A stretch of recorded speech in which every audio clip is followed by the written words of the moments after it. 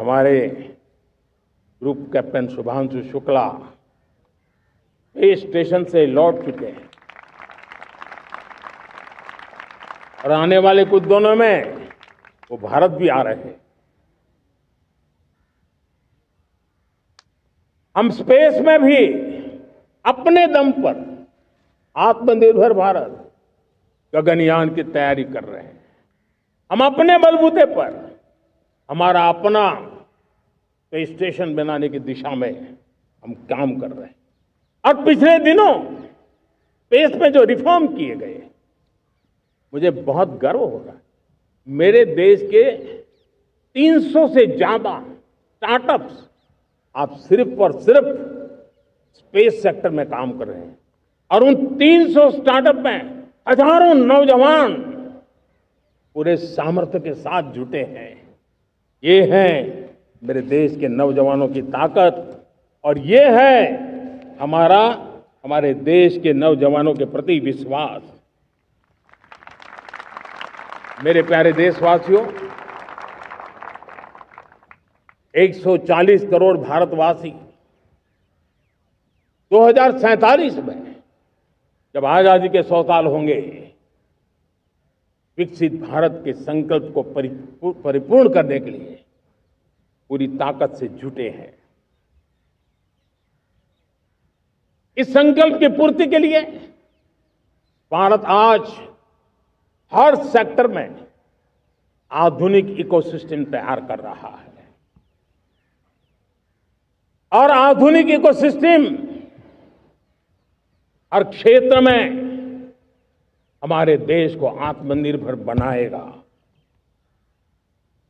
आज मेरा लाल किले की प्राचीर से मेरे देश के युवा वैज्ञानिकों को, मेरे टैलेंटेड यूथ को, मेरे इंजीनियर्स को और प्रोफेशनल्स को और सरकार के हर विभागों को भी मेरा आह्वान है,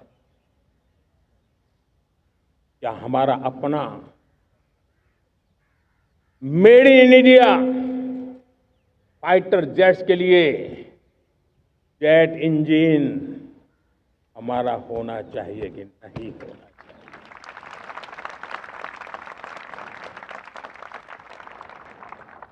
हम फार्मा ऑफ द वर्ल्ड माने जाते हैं।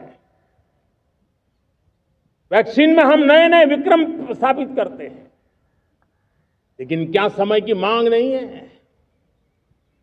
हम रिसर्च और डेवलपमेंट में और ताकत लगाएं, हमारे अपने पेटेंट हो,